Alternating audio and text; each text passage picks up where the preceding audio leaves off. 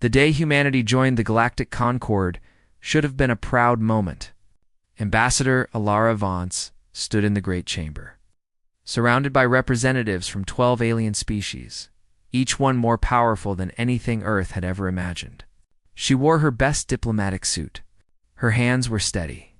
Her voice was clear, but nobody was listening. The Kelith delegation sat in the highest seats. They were tall creatures, almost 3 meters high, with hard shells covering their bodies like armor. Their eyes were black and cold. They had built their empire through war, and they measured the worth of every species by how many battles they had won. When Alara presented Earth's request for membership, the Kelith warlord Sithax made a sound that might have been a laugh. "These creatures have no warrior caste," he said to the others, not even bothering to lower his voice. "Their soldiers return home after fighting and become farmers. Teachers, they raise children and grow old in peace. They treat war like a sickness to be cured." The Vorin ambassador nodded in agreement. The Vorin were smaller than the Kelith, but just as dangerous. Their entire culture was built on honor and combat. Every Vorin child learned to fight before they learned to speak. They settled every argument with duels, and they believed that a species that refused to fight was a species that deserved to be conquered. "I have studied their history," the Vorin ambassador said. "They created something called the United Nations, an organization dedicated to preventing war. Can you imagine such weakness? They actually believe that talking can solve problems that should be settled with blood." Even the Thessari, who rarely agreed with anyone, seemed amused. The Thessari were thin, gray-skinned creatures with large eyes and longer fingers. They did not fight their own wars. Instead, they manipulated others into fighting for them. They were masters of lies and schemes and secret plans. But even they looked at humanity and saw nothing worth respecting. "Give them a seat," the Thessari representative said with a wave of his hand. "Let them watch how real civilizations operate. Perhaps they will learn something." And so humanity was given a place in the Galactic Concord. But it was not a place of honor. It was a chair in the corner, far from the important discussions. When decisions were made about trade or territory or military action, no one asked what Earth thought. When the great powers divided up the resources of newly discovered worlds, humanity received nothing. Alara Vance attended every meeting. She spoke when she was allowed to speak, which was not often. She submitted proposals for peaceful cooperation that were ignored. She offered Earth's scientists and engineers to help with projects that could benefit everyone. The offers were politely declined. The years passed. Alara grew older. Her hair turned gray. Lines appeared on her face. But she never stopped coming to the council chambers. She never stopped trying. Other species found this amusing. The Kelith especially enjoyed making jokes about the human ambassador who kept showing up even though nobody wanted her there. "Why do you bother?" Warlord Sithax asked her once, during a break between sessions. "Your species will never matter here. You have no fleet, no weapons worth mentioning, no warriors worth fearing. You are soft creatures from a soft world, and you will always be beneath us." Lara looked up at the towering alien. She was old now, past 70 Earth years. Her body was frail compared to his armored form. But her eyes were sharp, and there was something in them that made Sithax pause. "We come to these meetings," she said slowly, "because we believe in the possibility of peace. We believe that different species can work together without killing each other. We believe that the universe is large enough for all of us." Sithax clicked his mandibles in what passed for a Kelith smile. "Foolish beliefs." "Perhaps," Alara agreed. "But we hold on to them because we remember what we are capable of when we let go." The warlord did not understand what she meant. He did not ask for an explanation. Humans were not worth understanding. They were just a minor species on a minor world, playing at civilization while the real powers shaped the galaxy. This was what everyone believed. This was the truth that the Galactic Concord had accepted for 70 years. But beliefs can be wrong, and truths can be incomplete. On the edges of known space, something was stirring. Something old and vast and hungry. Something that did not care about empires or armies or the pride of warrior species. It moved through the darkness between stars and wherever it passed. Life simply stopped existing. A Voran patrol ship was the first to encounter it. The ship sent a single transmission before it went silent. The transmission contained no words, only a sound. A sound like reality itself was screaming. The Voran High Command investigated. They sent more ships. The ships did not return. They sent a fleet. The fleet vanished. Not destroyed, not defeated, just gone, as if it had never existed at all. Word spread through the Concord. Something was out there, something that could not be fought, something that could not be stopped, something that made the mightiest warships in the galaxy disappear without a trace. The warrior species did not know how to respond. They had spent thousands of years perfecting the art of war. They had weapons that could crack planets and shields that could stop any attack. But none of that mattered against an enemy that did not fight. An enemy that simply erased. Fear began to spread. Mighty empires that had never known doubt started to wonder if they would survive. Ancient species that had conquered hundreds of worlds looked at the darkness and saw their own end approaching. And in the corner of the council chamber, Ambassador Alara Vance watched it all with tired eyes. She had warned them, not directly, because they would not have listened. But she had tried to show them that there were threats in the universe that could not be. Defeated with guns and ships and brave warriors, now that threat was coming. Inhumanity, the species that everyone had laughed at for 70 years, might be the only ones who understood what was really happening, because humans knew. Something that the warrior species had never learned. They knew that some enemies could not be killed. Some battles could not be won with strength. And some wars should never be fought at all. The galaxy was about to learn these lessons. The only question was whether anyone would survive the teaching. The first colony to disappear was a small Voran outpost called Kethra Prime. It was not an important world, just a mining station on the edge of known space, home to about 50,000 workers and their families. One day it was there, sending regular reports and shipping, or back to the homeworld. The next day, it was silent. The Voran sent a patrol to investigate. 3 ships with experienced crews who had seen combat in a dozen different conflicts.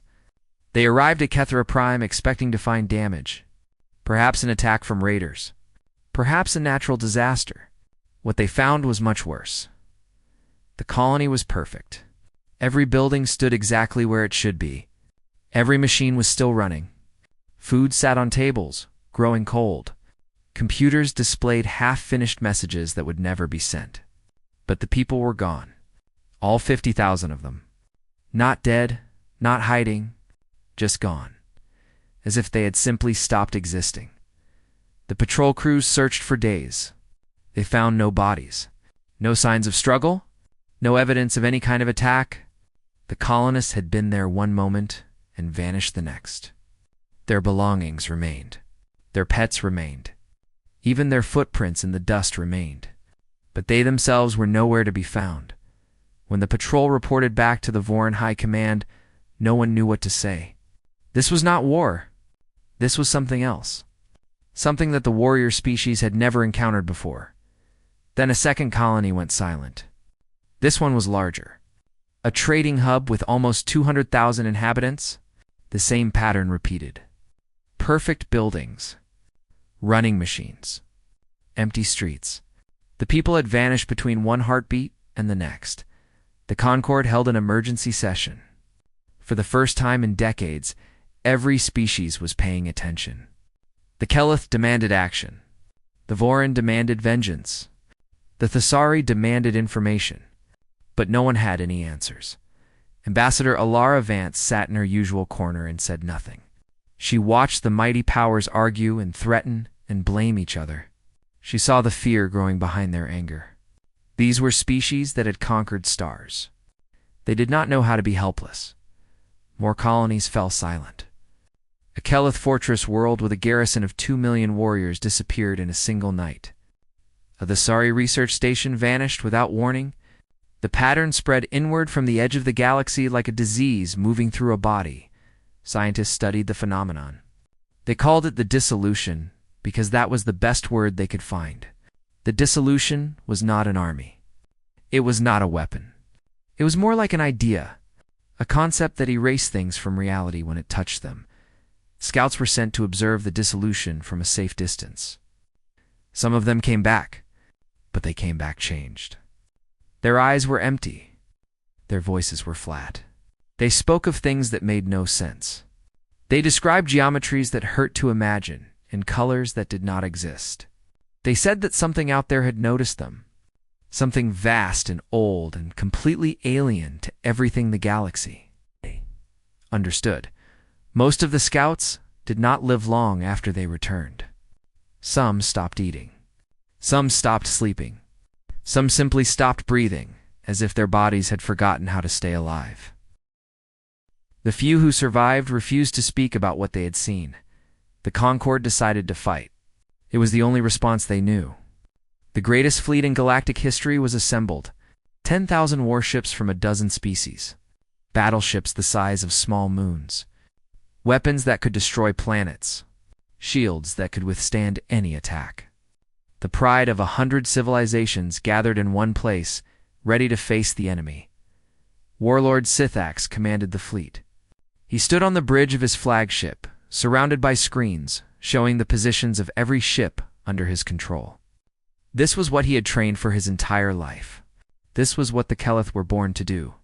They would meet this enemy, and they would destroy it. The fleet arrived at the Kirani threshold. It's the boundary where the dissolution was advancing. Sithax gave the order to attack. 10,000 ships opened fire at once. Weapons of every kind filled the space ahead. Enough firepower to crack a star? The dissolution did not react. It simply continued forward. The weapons passed through it like light through water. The shields meant nothing. The armor meant nothing. When the dissolution touched a ship, the ship stopped existing. Not destroyed. Not damaged. Just gone. The battle lasted 11 minutes. In those 11 minutes, 10,000 ships and millions of crew members vanished from reality. Warlord Sithax was among the last to go. His final transmission was a single word, spoken in a voice that shook with something the Keleth had never experienced before. Fear. The Concord received the news in stunned silence. Their greatest fleet, their mightiest warriors, their most advanced technology, all of it meant nothing. All of it was gone. Panic spread through the galaxy. Species that had warred against each other for centuries suddenly forgot their differences. What did old grudges matter when extinction was approaching? What did pride matter when nothing could stop the end? The Thessari calculated the speed of the dissolution's advance. At the current rate, it would reach the core worlds in less than a year. There was nowhere to run. There was nowhere to hide. The galaxy was dying, and no one knew how to save it in the chaos that followed. Ambassador Alara Vance requested permission to address the council. She had to ask 3 times before anyone noticed her. Even now, with everything falling apart, humanity was still an afterthought. Finally, she was given the floor. She stood slowly. Her bones ached. Her heart was tired. But her voice was steady when she spoke. Humanity would like to offer assistance. The laughter was not amused this time. It was bitter and desperate and broken. What could pacifists possibly do? Someone shouted, "You have no weapons. You have no warriors. You've spent 70 years talking about peace while we built empires. And now you think you can help?" Ilara waited for the noise to die down. Then she spoke again, and this time there was something in her voice that made even the Keleth survivors pay attention. "We are not pacifists," she said quietly. "We simply remember why we stopped." The council chamber fell silent. For the first time, everyone was listening. "Humanity has faced darkness before," Alara continued.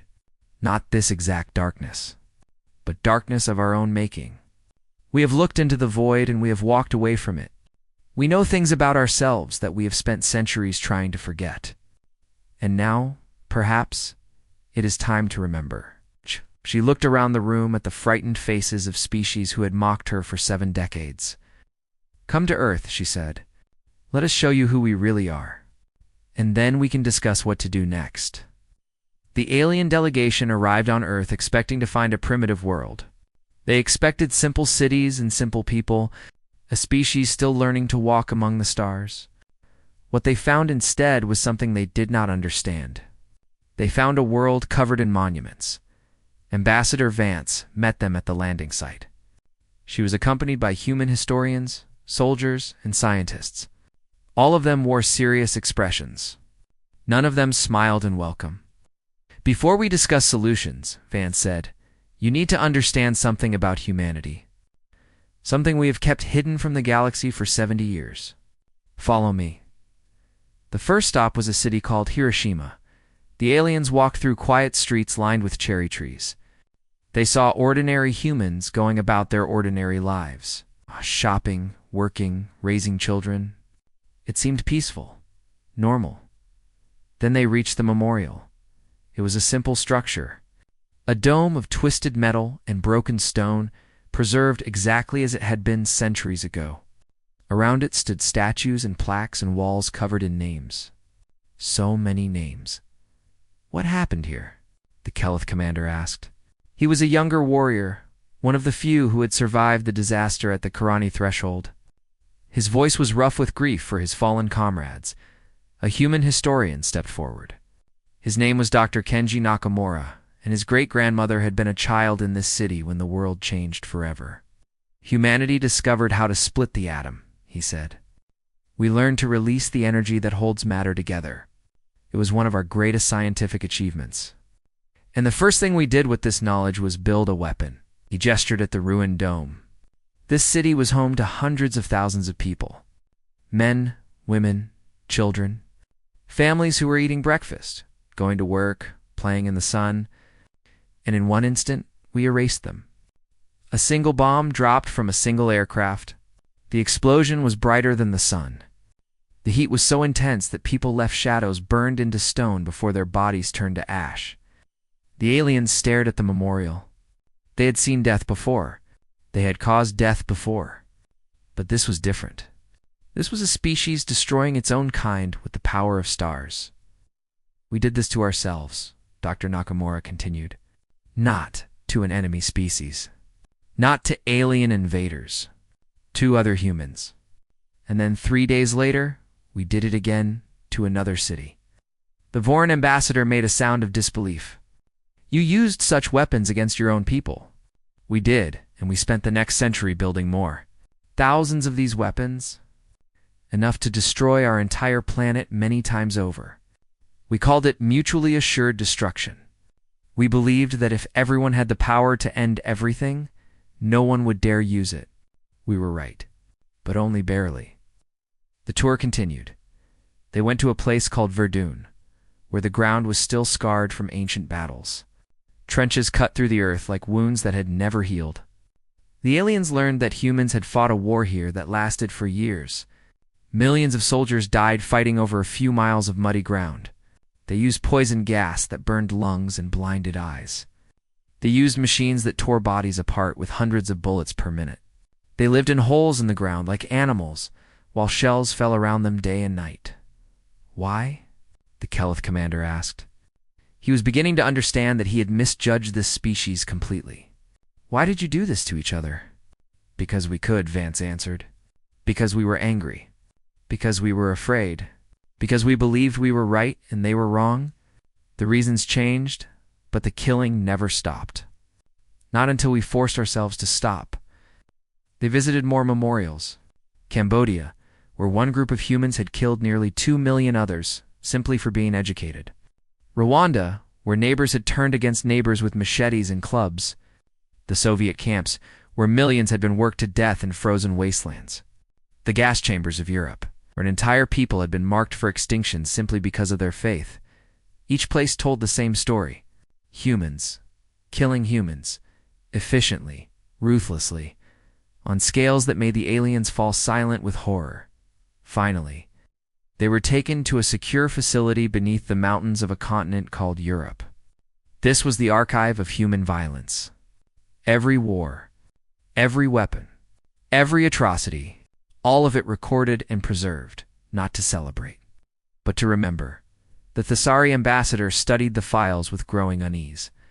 "You developed biological weapons that could kill billions. chemical agents that could poison entire continents. You designed nuclear devices that could crack the crust of your own planet. You created theories for weapons that you never built because even you were afraid of them. Yes, Vance confirmed. We spent 10,000 years perfecting the art of killing each other. Every generation found new ways to cause death and suffering. We became so good at it that we nearly ended our own existence multiple times. But you stopped, the Keleth commander said slowly. You joined the Concord with no weapons, no armies. You spoke only of peace, because we chose to stop. Vance's voice was heavy with old pain. We looked at what we had become. We saw the ashes of our cities and the graves of our children. We counted the cost of our hatred, and we decided that we could not pay it anymore. Every human alive today carries the weight of that history. We remember what we did. We remember what we are capable of. And we choose every single day to be something better. The alien delegation stood in silence. For 70 years, they had laughed at humanity. They had called them weak, soft, pacifist. They had never imagined that. The truth was exactly the opposite. Humans were not peaceful because they did not understand war. They were peaceful because they understood it too well. They had mastered violence so completely that they had nearly destroyed themselves. Their hatred of war was not innocence. It was wisdom earned through unimaginable suffering. The dissolution cannot be fought with weapons, Vance said finally. Your fleets proved that. It is something beyond physical reality. Something that feeds on fear and becomes whatever you are most afraid of. But humanity has faced its own darkness. We have looked into the void inside ourselves, and we have walked away from it. She pulled up a file on the archive's main screen. It was labeled Project Prometheus. We have been preparing for this, she said. Not for the dissolution specifically, but for the day when the galaxy would face something that could not be defeated by strength alone. We knew that day would come. And we knew that when it did, humanity would finally have something to offer. The Keleth commander looked at the file. He looked at the human woman who had endured 70 years of mockery without complaint. He thought about his fallen warriors and his shattered fleet. What do you need from us? He asked. For the first time since the aliens had arrived on Earth, Ambassador Vance smiled. Trust, she said, and the willingness to fight a war that is not really a war at all. The first phase of humanity's plan did not involve ships or weapons. It involved words. Across the galaxy, human specialists began broadcasting messages. Not threats. Not warnings. Just stories. Tales of transformation and change. Myths about darkness that became light. Legends about endings that were really beginnings. The Keleth commanders did not understand. How can stories stop the dissolution? They demanded. Our weapons did nothing. Our shields did nothing. And you think that words will save us? Dr. Marcus Chen was the lead scientist on the project. He was a small man with tired eyes and a quiet voice. He had spent his entire life studying the human mind and the power of belief. Now he tried to explain that power to species who had never understood it. The dissolution is not a physical enemy, he said. It exists beyond normal reality. When it touches something, that thing stops being real. But here's the important part. The dissolution becomes different things to different species. To the Keleth, it appeared as the ultimate defeat. To the Vorin, it looked like the destruction of all honor. To the Thessary, it seemed like the failure of every plan. He pulled up images from the survivors who had encountered the dissolution and lived. Each one described something different. Each one had seen their own personal nightmare reflected back at them. It feeds on fear, Chen continued. It takes the shape of whatever you are most afraid of. That is how it breaks people. That is how it unmakes reality. It finds the deepest terror in your mind, and it becomes that terror. The Vorin ambassador shook his head. If it cannot be killed, how can it be stopped? Fear is a story, Chen replied. It is something your mind creates based on what you believe. And stories can be changed. If we can change what people believe about the dissolution, we can change what it becomes.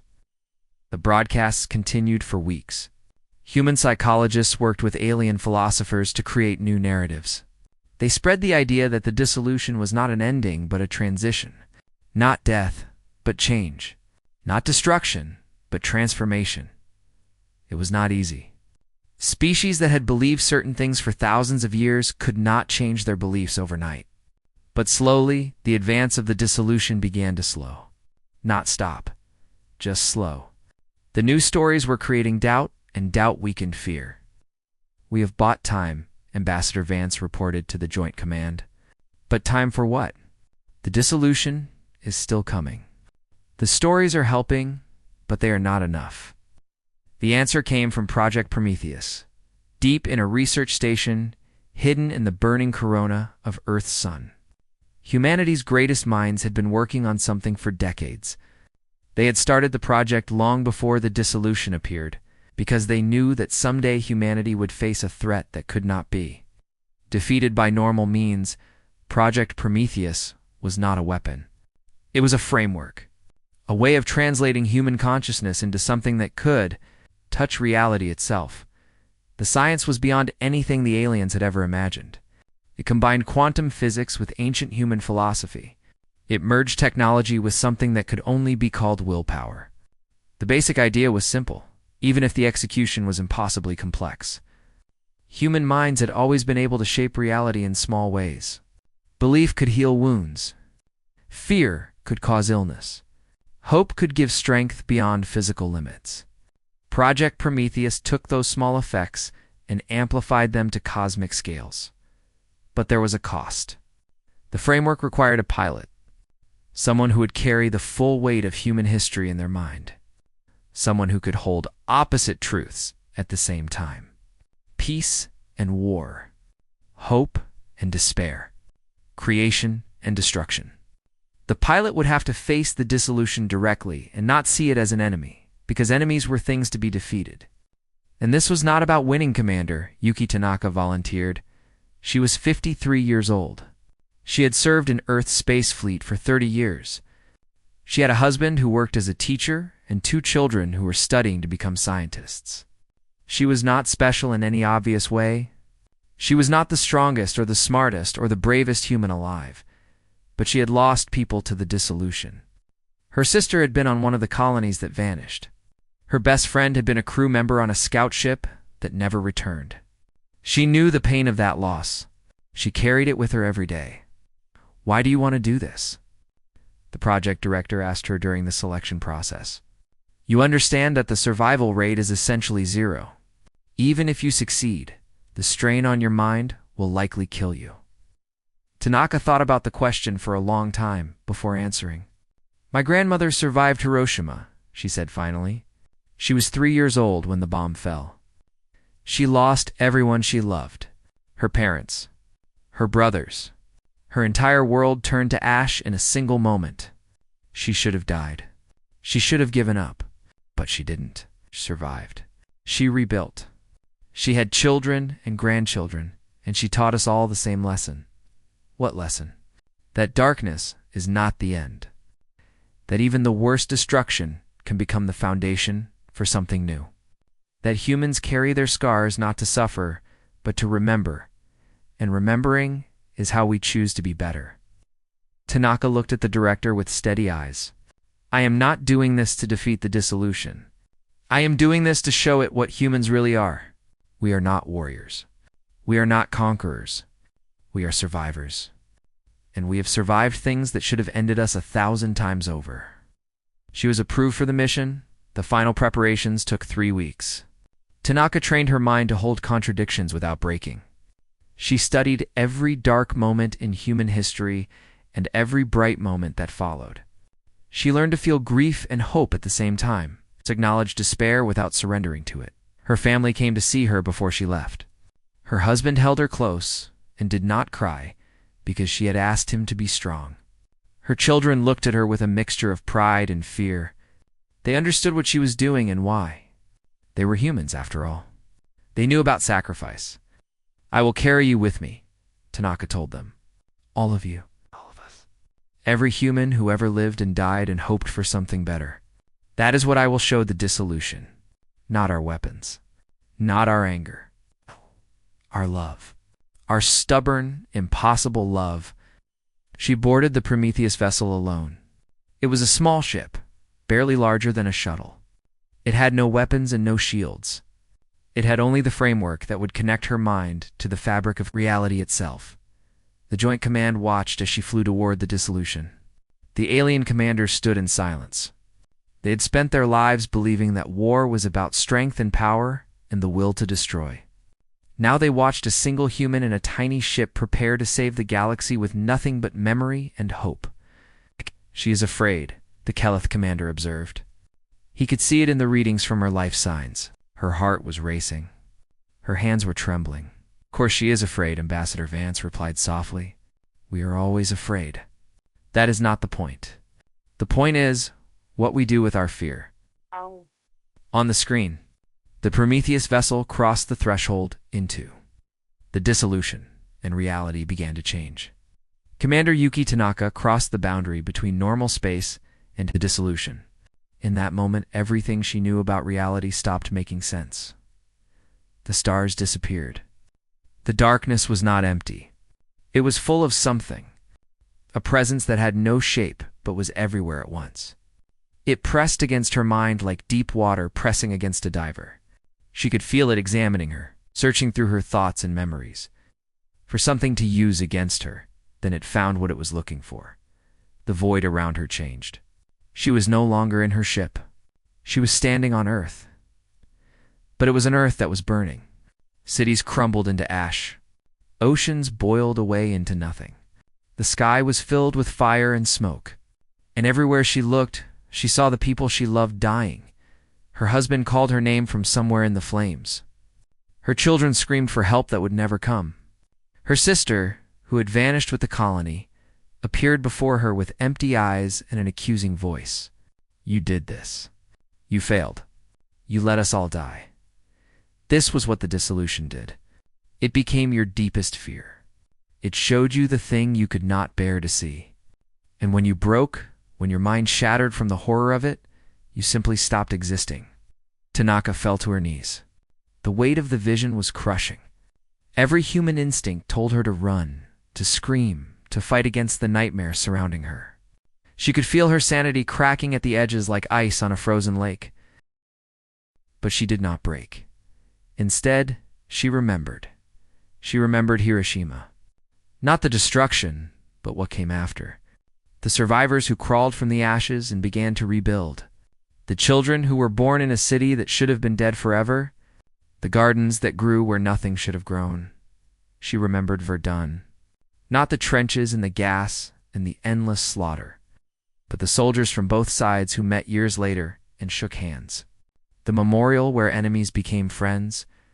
The choice to forgive what could not be forgotten. She remembered every dark moment in human history. The camps, the massacres, the wars that seemed to have no end. And she remembered what always came after. The survivors, the rebuilders, the stubborn, impossible humans who refused to let darkness be the final word. The dissolution pressed harder. The fire grew hotter. The screams of her family grew louder. It wanted her to fight. It wanted her to hate. It wanted her to become like every other species it had consumed, a creature of fear and rage that it could easily unmake. But Tanaka did not fight. She did not hate. Instead, she opened herself completely. Through the Prometheus framework, she broadcast everything she was into the void. Not just her own memories, but the memories of her entire species. 10,000 years of human history poured through her consciousness and into the space. Between realities, the dissolution saw it all. It saw the bombs and the bullets and the blades. It saw the cruelty and the hatred and the endless capacity for violence. It saw a species that had perfection destruction so completely that they could end their own existence whenever they chose. But it also saw what came after. It saw humans choosing not to destroy. It saw enemies becoming allies. It saw hatred transforming into understanding. It saw a species that had looked into the darkest parts of itself and decided again and again to be something better. "You show me destruction?" Tanaka said aloud. Her voice was steady now. The fear was still there, but it no longer controlled her. I have lived destruction. My species invented destruction. We have done terrible things to each other, things that should have ended us, things that broke our hearts and scarred our souls. The flames around her flickered. The dissolution was listening, but we did not let those scars define us. We chose to carry them instead. Every human alive knows what we are capable of. We remember the camps. We remember the bombs. We remember every time we let our fear and anger consume us. And every day, we choose not to become that again. She thought of her grandmother, who had survived an atomic fire and still found the strength to love. She thought of her children, who would grow up in a universe where humans had finally proven their worth. She thought of every person who had ever looked at the worst of humanity and still believed in the best. You cannot break us, she told the dissolution. Not because we are not afraid. We are always afraid. But fear is just a feeling. It is not a destiny. It is not an ending. It is just the beginning of a choice. And humans choose. That is what we do. That is what we have always done. The vision of burning Earth began to change. The flames dimmed. The screams faded. The presence of the dissolution, which had been so overwhelming just moments before, started to pull back. You exist beyond reality, Tanaka continued. You take the shape of whatever we fear, but we have already faced our worst fears. We have already seen the monster we could become, and we walked away from it. You cannot show us anything we have not already survived. Oh. The void shuddered. For the first time in its endless existence, the dissolution encountered something it could not consume. Not because humans were stronger, not because they had better weapons, but because they had already faced their own destruction and chosen to live anyway. Tanaka poured the last of herself into the framework. All of her love, all of her hope, all of the stubborn human belief that tomorrow could be better than today. She gave the dissolution a new story. Not an ending, but a transformation. Not death, but change. And the dissolution, which had never understood choice, which had never comprehended survival, which had only known how to unmake and erase, finally encountered something it could become instead of something it could destroy. The void shattered. Reality reformed around Tanaka's ship. The stars reappeared. The darkness retreated to wherever it had come from. Across the galaxy, the vanished colonies flickered back into existence. The people who had disappeared returned, changed but alive. The dissolution had not been destroyed. It had been redefined, given a new purpose, a new story. Tanaka's ship drifted back toward normal space. The effort had cost her almost everything. Her body had aged decades in minutes. Her mind was burned and broken in places that might never heal. But she was alive, and she was smiling. The Joint Command stared at their screens in disbelief. The Keleth commander, who had lost so many of his warriors to the dissolution, fell to his knees. The Voran wept openly for the first time in their recorded history. The Thesari simply stared. Their calculating minds unable to process what they had witnessed, Ambassador Vance stood quietly, watching the impossible happen. Tears ran down her weathered face. She had spent 70 years enduring mockery and dismissal. She had kept faith in humanity when no one else believed. Now, finally, the galaxy understood. When the emergency session of the Concord convened 3 days later, the chamber was silent. No one laughed at humanity anymore. No one dismissed them as weak or foolish or naive. Vance, who was retiring after this final address, stood before the assembly one last time. Her voice was soft but clear. We do not hate war because we do not understand it. We hate war because we understand it better than anyone. We carry our history not as a weapon, but as a warning. And when the universe itself needed someone to face the darkness without flinching, it was not the warriors who answered. It was the species that had already looked into the void and built monuments to remind ourselves never to go back. The Keleth commander rose. He had never shown respect to any species, except his own. Now he bowed his head before the human ambassador. We were wrong about you, he said. Teach us. Help us understand. Across the galaxy, things began to change. The Keleth built their first peace memorial. The Vorons started teaching their children about the cost of violence, not just its glory. The Thessari began to question whether manipulation was truly the highest form of intelligence, and humanity continued as they always. Scarred but not broken. Haunted but not hopeless. Choosing every single day to be better than they had been before, because that was what humans did. They remembered the darkness. They carried the weight of what they had been, and they chose, again and again, to reach for the light. It was not weakness. It was the greatest strength the galaxy had ever seen, and it had been there all along. Hiding in plain sight, waiting for the universe to finally understand,